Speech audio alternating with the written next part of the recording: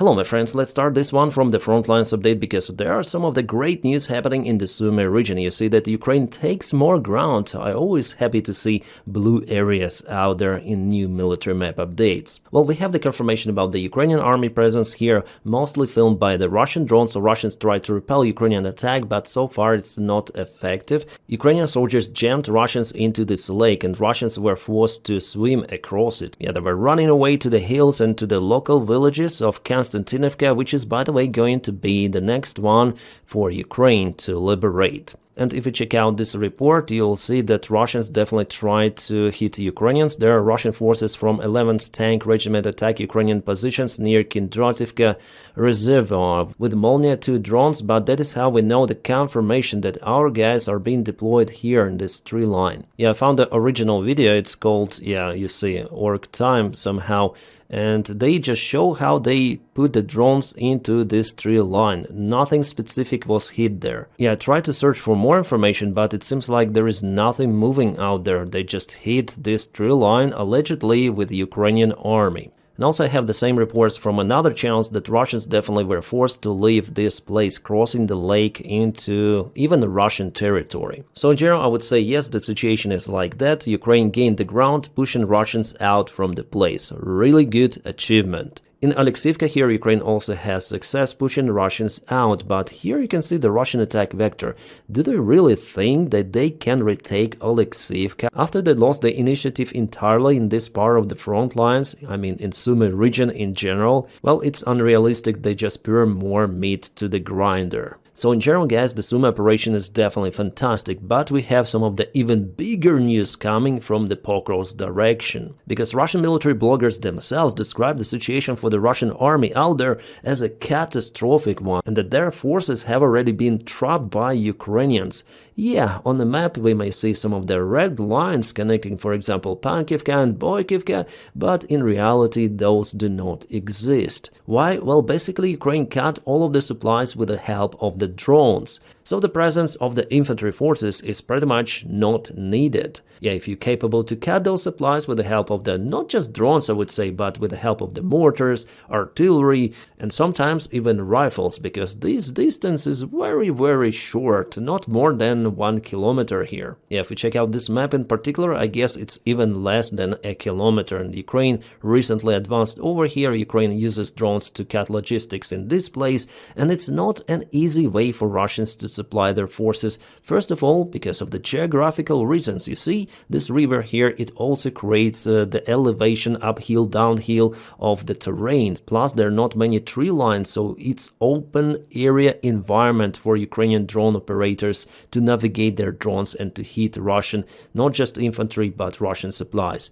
I hope that the Russians didn't bring their donkeys here, because I don't like them suffering. So basically, we have 3 of the main areas where Russians are being encircled. First in Kucherev Yar, then over here there is no particular village in this place. Russians were trapped between Novoshakhove and Mayak. They even tried to counterattack Ukrainian army here, but without any sort of the visible success. And the most important encirclement is over here. This is the bullseye for Ukrainian army, absolutely, because here we have 1, 2, 3, 4, 5 villages, a very dense area where Russians tried to go to Rodinsk, and that is how they wanted to encircle Mirnograd, but it seems like it doesn't work for Russia any longer. Moreover, Russians basically trapped themselves. It means that their attack operation towards Zoloty Kolodets over here was not organized properly. It was like lucky shot that after all was not so lucky and backfired kind of hard. And I'm very happy that Ukraine was capable to handle this operation in such a precise manner.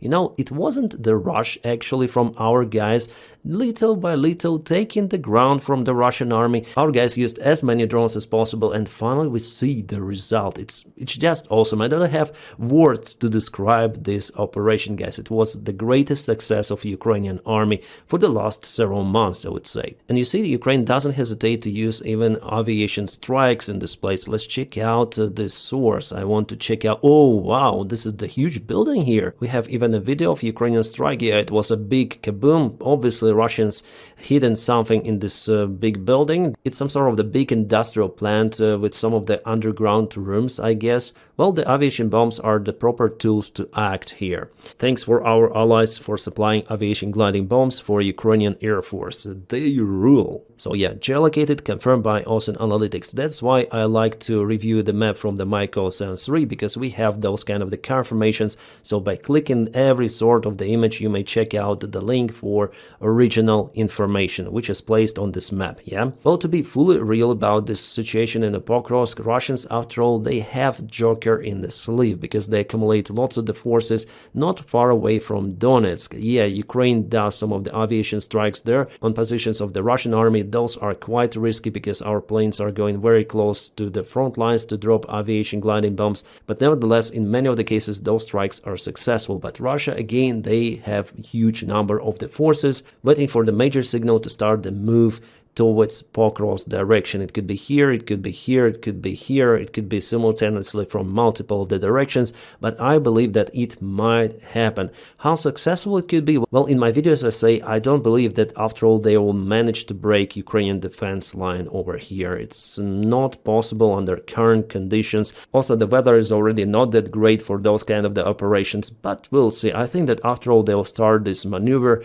We heard this information also from even Ukrainian President Zelensky that Russia is preparing for the major jump. There was also an interview recorded today with Belarus potato dictator Lukashenko, who says that Ukraine should accept the Russian demands, otherwise Russia will start something really huge, really big, as it was in 2022, or even worse. That's why I think that Russia is planning definitely something big. It could happen this autumn, very soon, in October, November, we'll see. Also, by the way, Lukashenko said that Oreshnik has arrived to Belarus. Now they have this huge ballistic missile capable to deliver some of the nuclear warheads. Wow, that's serious. But actually Russia could launch it from its own territory with a similar range. Well, let's go to the front lines, because not just the great news out there, we have the situation in Konstantinivka, where recently Ukraine lost lots of the army vehicles and even tank. Yeah, Russians intensify their strikes, they're using drones, and they propel recently with the gray area expansion towards Konstantinivka itself, so they're very close from the settlement. Let's check out the information about Ukrainian vehicles. So we have military base hit, Vandal drones in Konstantinivka. This is the vehicle itself. What the hell is this? Well, maybe it's some sort of the MRAP. It was geolocated as Konstantinivka, this road. And the video from the Russian drone, some of the cars are out there. This is the pickup truck of Ukrainian army and this vehicle over here. I think it was hit before. You can see the fire here. It was abandoned, and it is the second drone which went to the car.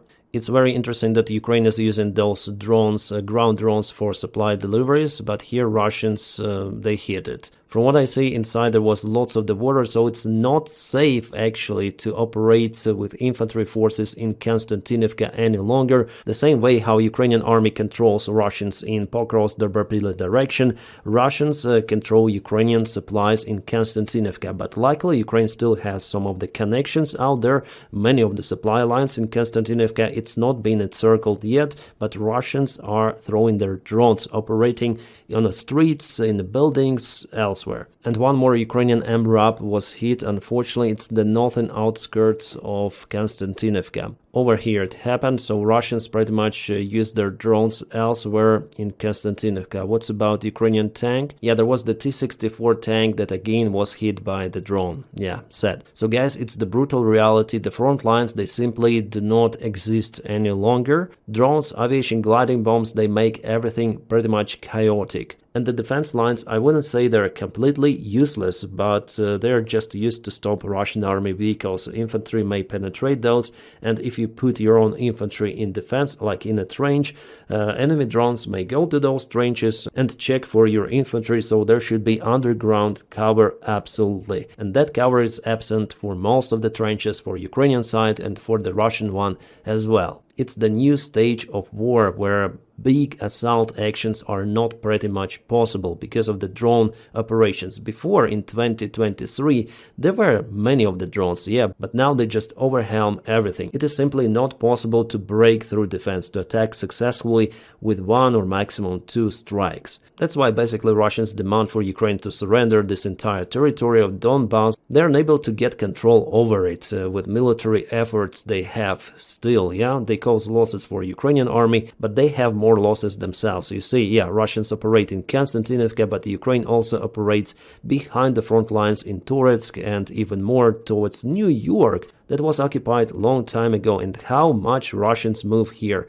By 5 or maybe 6 kilometers, losing thousands of people. Crazy. And still they accumulate the forces for major jump. It's gonna be a disaster for them. Alright guys, one more direction where it's kind of tricky for Ukrainian army. I have to say about the bad news as well, because I want to be really honest with you. So here Russians moved in Sreblanka. They want to encircle it. And I really wonder if Ukraine has some of the forces deployed out there, because potentially they could be even trapped. But I don't think that Ukraine actually has some of the forces left here. And after all, it's all a gray area for now. Well, Russians hit this vehicle. I believe I saw it before. Yeah, it's the Striker vehicle. Let's watch this one. Yeah, it's the Striker. Probably something happened to this vehicle. Our guys left it. Maybe it broke down, maybe stuck there. Well, Russians have to waste around 5 of the drones to eliminate the vehicle. It is crazy how robust this mesh defense really is. So it's the only way for now, only cheap way of how you can protect vehicles against the drone strikes. The Russian drone operator had to strike the specific spot 5 of the times to break through the mesh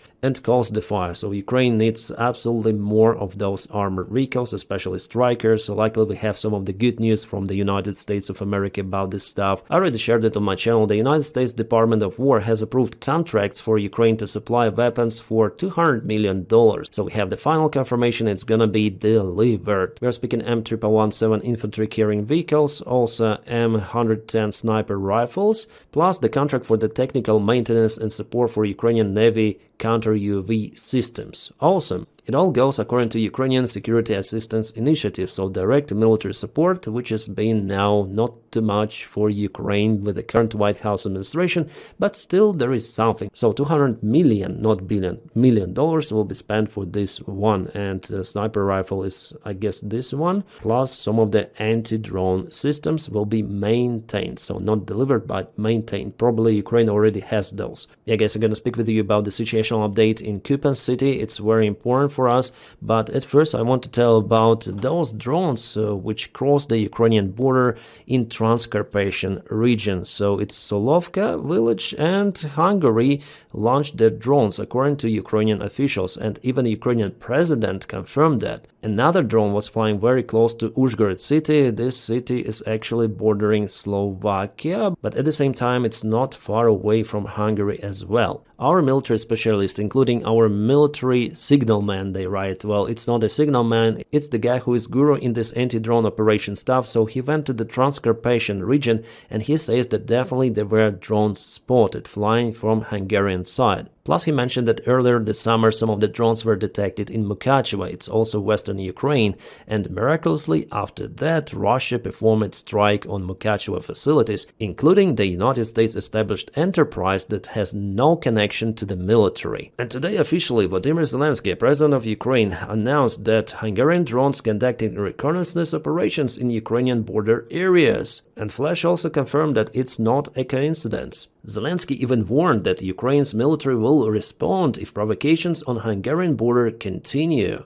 Zelensky ordered a detailed investigation and review of those cases, and if they appear again, military will react appropriately to defend the country. Zelensky mentioned about it after the conference with his generals and commanders. And what is the response from the Hungarian side? Well, Peter Szijjártó, who is the foreign minister of Hungary, said that President Zelensky is losing his mind to this anti-Hungarian obsession. He's now starting to see things that aren't there. Okay, we'll see. Probably they start to piss in their pants. I mean, Hungarian regime itself. Orban and Szijjártó, I think their party will lose the next elections, it's 100%. Their rating is down as hell. But nevertheless, Orban's regime continued to block European initiatives of Ukraine, including the possible membership of Ukraine in EU. Deutsche Welle says that Hungary is the only country opposing this membership, like really opposing.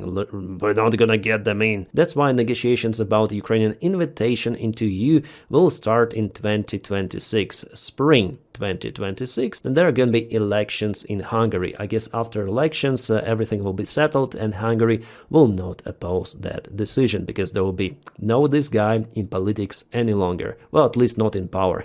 Alright, now let's check out what happened in Kupiansk. Russians unfortunately expanded the gray area. It seems like Ukraine is in lack of the fire teams to compensate this Russian attack vector. Well, it happened because of the Ukrainian defense failed here. It's not because the Russians are getting stronger and mightier, but because Ukraine simply is in lack of the resources or the command sometimes is not that competent. So why Kupiansk city is so important? Because Ukraine potentially may lose this entire area. Yeah, there is the main supply line, this bridge, it's already unusable because the Russian army is damn close. Our guys cannot use this road to go in and to go out, it is already evident. So the large group of the Ukrainian army is located in this place, in all of those settlements, villages, small towns. Here is the Oskil river. It's not that wide honestly, but there are just a couple of the bridges which could be used for Ukrainians to leave the area. For example, this one and this one. Pretty much that's it. So if Russians bomb those bridges somehow with the help of the Iskanders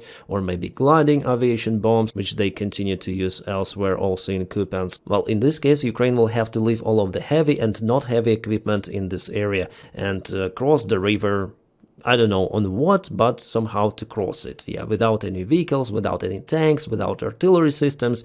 It's the big threat. Yeah, Russian army seems to be far away from this place, but connections, they matter. Supply lines, the wars of this scale, they're all about supply lines. So Russians knew about it, that's why they advanced to Kupiansk to cut the main supply line for Ukraine. For this reason, the defense of Kupiansk was and still is crucial for Ukrainian army in this place, but it seems like Ukrainian command was not that competent to protect the city. Again, maybe it's up to resources that Ukrainian army doesn't have at this moment. Our fire brigades are deployed elsewhere in Pokrovsk, Dopropillya direction, so maybe it's not enough competent forces for Ukraine to cut Russian army in Kupiansk, unfortunately. Yeah, kind of the sad news, but I have to tell the truth as it is. And I want to tell my special thanks for my Patreon supporters and members of the channel. Guys, thank you so much for maintaining my motivation to film more and more of the videos.